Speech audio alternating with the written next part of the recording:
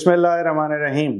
अगर छल्ली का इस्तेमाल बहुत ज़्यादा किया जाए, जिसे हम पाकिस्तान में तो सिट्टा भी कह देते हैं, छल्ली या कॉर्न जिसे हम कहते हैं, अगर रॉ कॉर्न बहुत ज़्यादा इस्तेमाल किया जाए और वो सही तरीके से भुना भी ना गया हो, और खुराक के लिए, एक तो ये है कि कभी कभार पसंद के लिए हमने खा लिया, इससे कोई फ़र्क नहीं पड़ता।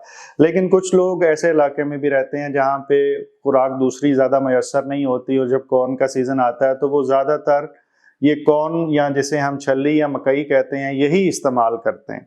अगर ये बहुत ज़्यादा इस्तेमाल रहे और लंबे अरसा तक रहे तो इससे जिस्म के अंदर एक ख़ास विटामिन की कमी हो सकती है, जिसको हम नियासिन कहते हैं।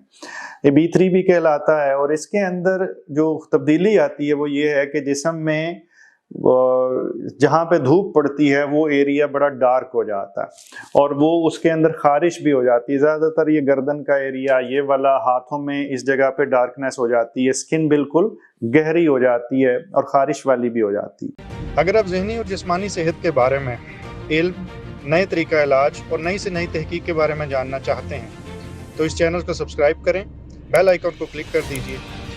अगर वीडियो में कुछ अच्छा लगे तो लाइक एंड शेयर करें ताकि ये इल्म दूसरों तक पहुंच सके। इसके साथ साथ लूज मोशन भी लग जाते हैं, और एक चीज़ जो काफ़ी कंसर्निंग हो जाती है कि यंग लोगों को कई चीज़ें भूलना शुरू हो जाती।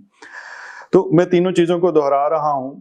अगर आपने मकई का इस्तेमाल पिछले कुछ अरसे में बहुत ज़्यादा किया और दूसरी चीज़ें कम इस्तेमाल की हैं, और तो उसके साथ आपको मोशन लग गए हैं, याददाश्त के मसाइल आ गए हैं, जिस्म पे कोई सुर्ख या गहरे काले निशान पड़ना शुरू हो गए हैं, खारिश वाले, गर्दन पे, हाथों पे, या जहाँ जहाँ पे धूप पड़ रही है, तो हो सकता है कि आपको मसला उसी से हो। हम इस मसले का नाम वैसे पेलेग्रा कहते हैं, लेकिन ज़रूरी नहीं कि ये पूरा हो कि जिसमें तीनों चीज़ें ही हों। हो सकता है सिर्फ स्किन का मसला हो सकता है सिर्फ डायरिया हो सकता है सिर्फ याददाश्त का मसला बना हुआ हो।